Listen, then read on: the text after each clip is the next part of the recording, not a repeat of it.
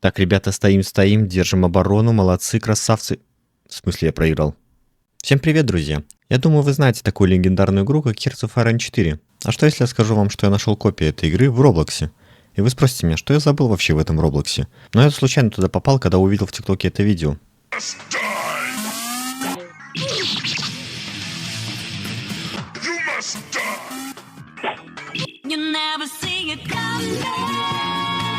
Мне настолько понравилась эта игра, что я тоже решил ее пройти.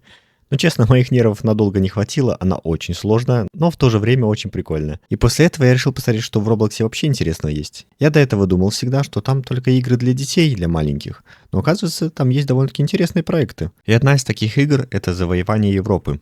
В этой игре вы берете под контроль одну из европейских стран и участвуете просто в глобальной войне. Каждый сам за себя, как правило. Первый раз, когда я включил эту игру, я выбрал одну из доступных стран, это оказалась Турция, и сразу же начал разбираться, что здесь делать. Немного побегав по карте, игрок ЗССР решил оправдать цель войны на нас. Я решил подвести все свои войска к границе и готовиться к обороне. Но результатом такой обороны оказалось, что я просто проиграл.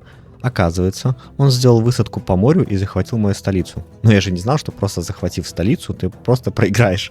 После этого я выбрал другой сервер, выбрал другую страну, не особо большую, это оказалась Румыния, и сразу же начал захват своих соседей. И когда я уже захватил Болгарию, Югославию и почти Албанию, СССР решил объявить цель войны на нас. Ну что ж, будем обороняться тогда от него. И пока я успешно оборонялся на востоке, Советский Союз решил обойти меня и напасть с юга, через Турцию, и часть войск мне пришлось отвезти туда. Также я увидел, что с запада ко мне наступает Франция, и мне пришлось незадействующие войска еще отправить туда. Будет очень обидно, если на меня нападут с 4 сторон. А я сейчас вам покажу, откуда на Беларусь готовилось нападение. И если бы за 6 часов до операции не был нанесен превентивный удар по позициям, 4 позиции, я сейчас покажу, карту привез. Если честно, я уже реально готов был защищать свои 4 позиции, но тут произошло это. Тут просто мы победили или что, я что-то не понял. Или победили те, кто больше всех захватил территории, наверное. Ну и, соответственно, игра просто сбросилась, и ты начинаешь все сначала. И после этого я решил сыграть за Советский Союз и разнести коммунизм по всей Европе. Здесь почему-то написано США. В чем прикол, я таки не понял. Ну да ладно. Я сразу же начал с захвата Прибалтики. Захватил Эстонию, Литву и Латвию. После этого я сразу же перекинулся на своего южного соседа, это Турцию. После Турции я сразу же объявил войну Румынии и Болгарии. И успешно их захватывая, я увидел, что Германия подводит свои войска к Польше.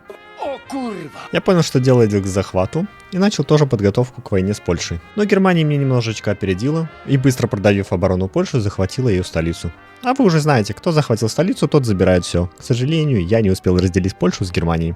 И поняв, что уже свободных стран не осталось, ну я имею в виду свободных от игроков, я решил захватить Финляндию. После захвата Финляндии я решил проверить, что захватили и другие игроки. Я увидел, что Италия довольно-таки неплохо расширила свои территории, захватив Францию, Испанию и Португалию. И уже, видимо, готовится напасть на Германию. И я был прав, Германия быстро захватила Германию. Германия захватила Германию. Красавчик просто. Италия быстро захватила Германию и передвинула все свои войска ко мне на границу. Ну и после этого игра, в принципе, завершилась. После этого я вышел из этой игры, увидел в себе рекомендациях эту игру Rise of Nations или Возрождение наций. Нажав на первый попавшийся сервер, я увидел, что это уже карта современности и здесь уже доступен целый мир. Нажав на первую свободную страну, я начал изучение возможностей. И если честно, моя первая реакция была такая. What the hell are you? Потому что я открыл просто исследования на пехоту, на танки, корабли, на поддержку, на экономику, на самолет, исследования и на политику. И у каждого есть свои еще ответвления. Это что это такое? Почему так много? Она мне чем-то напомнила, если честно, Hearts of Iron 4 как раз таки, только с модом Millennium Dawn. Что-то похожее, наверное. После того, как я немного изучил возможности игры, я сразу же объявил войну Северной Корее и начал ее захват. Как только я победил Северную Корею, я думал, что заберу полностью Корейский полуостров, но я, видимо, что-то натыкал не так и забрал только несколько провинций. И все же я решил не останавливаться на достигнутом и захватить полностью Корейский полуостров. Но что я не мог ожидать, то что впряжется Китай со своей огромной армией. И сразу же я увидел отряд из 230 тысяч человек, и оказывается, это было только начало. Мне надо было срочно готовить армию. На помощь Северной Корее пришло более 1 миллиона китайских солдат. Но я отбил полностью все их атаки и захватил полностью Корейский полуостров.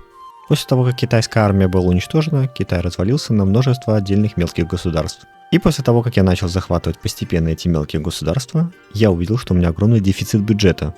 А все из-за того, что у меня очень большая коррупция. Я не понимал, почему так происходит, и не знал, как от нее избавиться вообще.